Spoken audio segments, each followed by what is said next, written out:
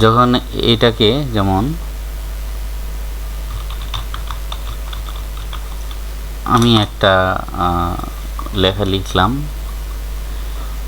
ওয়ার্ডটা লিখলাম, লেখার পরে আমি যখন এটাকে সেভ করব, দেখেন এখন ডকুমেন্ট 1 লেখা আছে মাইক্রোসফট ওয়ার্ড। আমরা যখন এটাকে সেভে ক্লিক করব, সেভে ক্লিক করার পর দেখেন সেভে ক্লিক করব যে সেভ বক্সটা আসছে, সেভ এজ ডায়লগ বক্সটা আসছে, সেখানে নাম দিতে হবে, যে কোনো একটা নাম দিতে পারি আমরা, যেমন বাংলাদেশ নামও রাখতে পারি, যে কোনো নাম দিতে পারি। এটাকে মুছে দিয়ে আমরা যে কোনো নাম লিখতে পারবো, লিখলে এখানে ওয়ার্ড ডকুমেন্ট হিসাবে সেভ হবে। সেভটা হবে কোথায়? ডকুমেন্টে। আমাদের প্রয়োজনে আমরা যে কোনো ডকুমেন্টে সেভ করতে পারবো, যে কোনো কম্পিউটারে, যে কোনো ড্রাইভে, অন্য অন্য ড্রাইভেও আমরা চাইলে এটাকে সেভ করতে পারবো। তাহলে সাধারণত নর্মালি কোথায় সেভ হয়?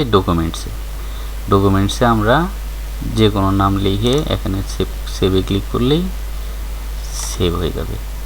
দেখেন ডকুমেন্টটা সেভ হওয়ার পরে কী হয়েছে, এখানে বাংলাদেশ নামটা চলে আসছে, আমরা যে নাম ইউজ করছি সেই নামটা এখানে চলে আসছে মাইক্রোসফট ওয়ার্ডে। এটাই হচ্ছে টাইটেল বারের পরিচিতি। এরপরে আছে কি, যেমন এখানে মেনুতে ক্লিক করলে আমরা বিভিন্ন মেনু পাই, এটাকে বলা হয় মেনু বার। ফাইল মেনুতে ক্লিক করলে যে স্ক্রল ডাউনে যে মেনুগুলো পাওয়া যায়, সেই মেনুগুলো আমরা আস্তে আস্তে কাজ শিখব। এরপরে এগুলাকে বলা হয় ট্যাব।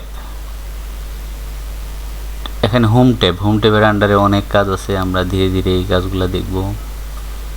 এরপরে ইনসার্টে যাব, ইনসার্টে যাই আমরা এই বিভিন্ন ধরনের আইকন আছে, ইনসার্ট ট্যাবে ক্লিক করার পরে এই রিবনের আন্ডারে যেই আইকনগুলো আছে এগুলোরও কাজ আছে, আমরা ধীরে ধীরে কাজগুলো শিখব। পেজ লেআউট আছে, এরপরে রেফারেন্স আছে, মেইলিং, রিভিউ, আমাদের যেটা প্রয়োজন সেই কাজগুলো আমরা, ইম্পর্টেন্ট প্রয়োজনগুলো আমরা দেখব আস্তে আস্তে। এখন আমাদের কি দেখলাম? প্রথমে টাইটেল বার, তারপরে মেনু বা এখানে ট্যাব বা রিবন বলা হয়, রিবনের আন্ডারে যে আইকনগুলো আছে প্রত্যেকটায় একটা একটা কাজ আছে।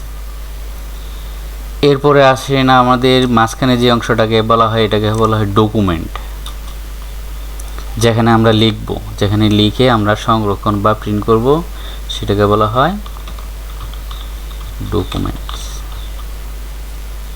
তাহলে এখানে এই ডকুমেন্টসের আন্ডারে আমরা অনেকগুলা, যেমন এই ডকুমেন্টসের প্রথম পাতাতে লেখা শেষ হলে আমরা অটোমেটিক